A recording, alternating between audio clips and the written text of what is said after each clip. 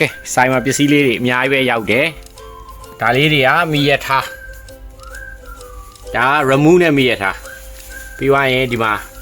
ကားအထုပ်ကလေးတွေပေါ့နော်ကားမျိုးစုံ metal ကားလေးတွေပါတယ်ဒီကောင်လေးတွေဆိုရင်လည်း metal ကားလေးတွေအထုတ်လိုက်ပါတယ်ပြီးသွားရင်ဒီမှာလည်းကားတို့ကလေးတွေဒါလေးတွေကတော့ရိုးရိုးတွန်းလှုပ်တဲ့ကားပေါ်မှာတွန်းတဲ့ကားဟောဒါလေးတွေကဆိုလို့ရှိရင်ဂျွန်းထိုးတဲ့ remove ကားဒါတွေက remove ကားတွေပါဒါဆိုရင်အငွေးထွက်ပါတယ်ဒါလေးကစက်ရုပ်ပြောင်းလို့ရပါတယ်ဒါတွေက remove ကားလေးတွေပါဒါအမျိုးစုံရှိပါတယ်ဒီရဲကားဆိုအကြီးပါပဲဒါဆိုဘေးတိုက်လဲသွားလို့ရတဲ့ကားပေါ့နော်ဒီကားလေးက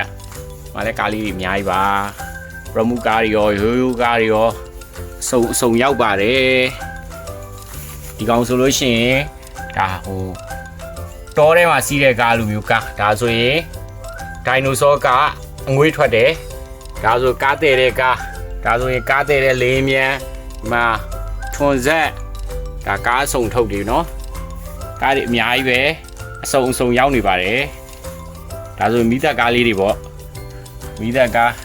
ဒါ remove နဲ့ဟာတွေလည်းပါတယ်နော်